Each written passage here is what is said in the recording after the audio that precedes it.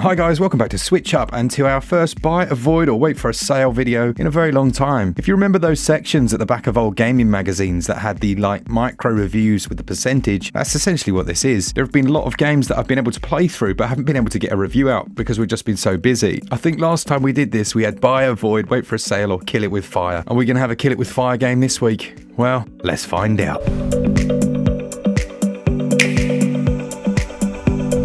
Beneath a Steel Sky was one of my favourite games back on the Amiga, so I was really excited when Beyond a Steel Sky was announced. It was originally released back in June of 2020 and sees the legendary Charles Cecil and David Gibbons return. Developed obviously by Revolution Software, I was honestly quite surprised to see the series go the 3D route using the Unreal Engine 4. The game is a third-person adventure, but at its heart it's still a point and click. It's set in and around Union City and sees Robert Foster returning on a quest to find some missing children. If you remember the end of Beneath a Steel Sky, then you'll know that Joey was left in a certain position of power, and upon returning to Union City, you realise his status has taken on one of almost legend. Beyond a Steel Sky features many familiar faces, including Hobbs, the aforementioned Joey, and a couple that we shall leave as surprises. The gameplay is quite straightforward, if a little clunky at times. Icons are shown around the world which you can interact with, and you may have to interact using items in your inventory. The real game change here is in the hacking system. Using this device allows you to interact with electronic items in the world, and a lot of the puzzling works on this algorithm-based system whereby you switch out commands from one machine to another to interesting effect, such as hacking a cleaning droid to become an elevator, or manipulating a robot arm to,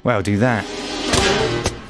Beyond a Steel Sky keeps the humour of the original, and despite the rose-tinted glasses of nostalgia, I felt like some of the side characters lacked the unusualness from that first game, but you're still going to get a good amount of enjoyment here through its 7 or so hour runtime. Perhaps, and maybe a bit understandably, it feels a touch safe. The clunky aspects I talked about come from the character's control. His movement isn't the most fluid, and his jog just isn't fast enough. Other than that, interacting with the environment and using items is absolutely fine. You can save and load at any point, and then there's performance. The game runs on the Unreal 4 engine, which we've seen recently used with GTA. And this engine and Switch, they're just not a match made in heaven. You can see the struggle in memory bandwidth as it loads in items. If you spin around quickly, you'll often see these materialize in front of you, and they're doing everything they can to maintain 30 frames per second. Now, thankfully, in that regard, it seems okay. It will still dip down from time to time, and when just looking at the image, it's actually quite nice. And it's okay here. I enjoy playing it in handheld mode. What I do think is a little bit excessive is the asking price. It's currently £30 or $40. It just feels like it should have been around about £20.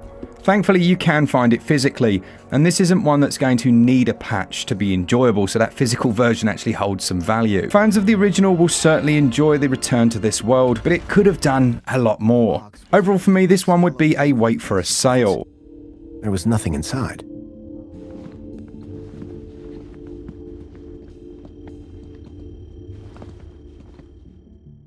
Next up, we've got Dusk from David Szymanski, which was published by New Blood Interactive. Now, I apologise if I just butchered your name, David, but what I won't butcher is your game. It's essentially a retro first-person shooter, but it is delightful on the Switch. It runs at a smooth 60 frames per second and allows for the dual wielding of multiple weapons. It's set in a fictional town based in Pennsylvania, and the town carries the name of the game, Dusk. There is a plot line here about trying to find the source of some magic and travel to this strange town to go spelunking, but unfortunately the current inhabitants have other things to say about that, and that's where the shooting and stuff comes in. It's split over several episodes, 3 in total: the foothills, the facilities, and the nameless city. The last of these is actually set in an alternate reality. As far as gameplay goes, this is classic 90s first-person shooter. The left stick controlling your movement and strafe ability, while your right controls the camera. Thankfully, there's a nice implementation of gyro aiming, and you'll find loads of hidden treasures in each stage.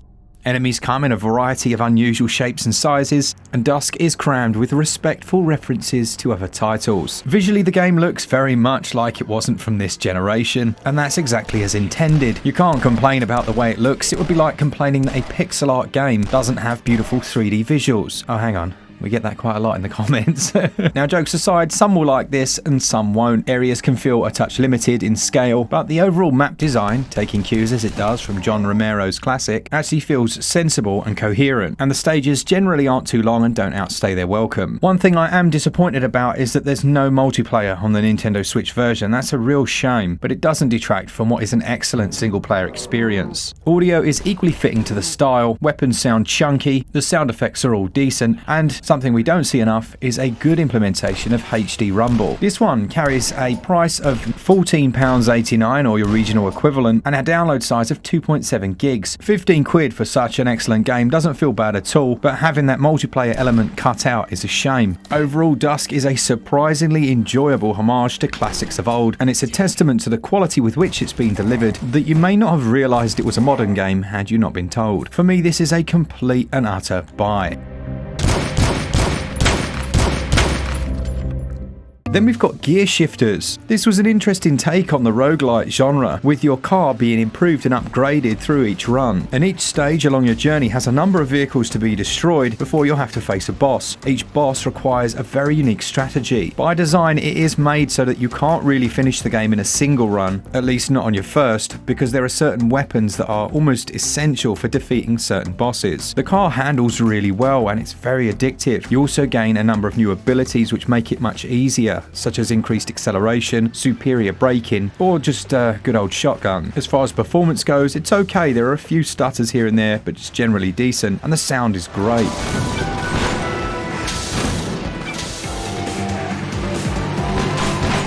Personally, I do prefer it when roguelites allow you to win regardless of what loadout you've got, and certainly for those first few initial runs it felt a tiny bit unbalanced. It's single player only as well, so there's no multiplayer aspect, and it prices in at £22.99, which just feels too expensive. Now, I believe there is a physical of this, and that would definitely be the way to go. Again, it's not a game that needs a patch to make it playable, and it is really good fun. I just think it's a tad too expensive. If you're downloading, it's only 603 megs, and for me this one would certainly be a wait for a sale.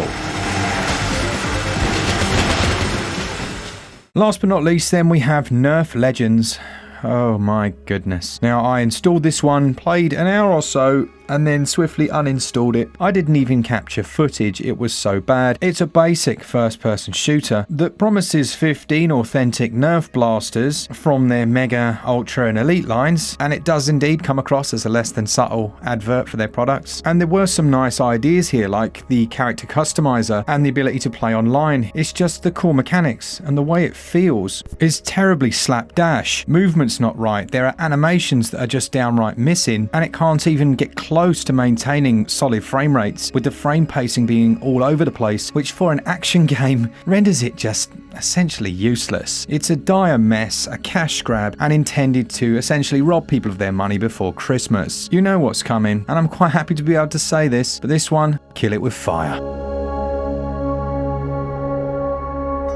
Thanks so much for watching. I hope you've enjoyed this episode. I really do love making these videos. It's really nice to be able to cover off a few games that we haven't been able to put out in full review form. And yeah, I hope you enjoy it. If you enjoy the content, then consider sticking around. And just a big thanks to our patrons as well as all of you who watch the channel. For all things Switch, all the time, keep it Switch up. Cheers, guys. See ya!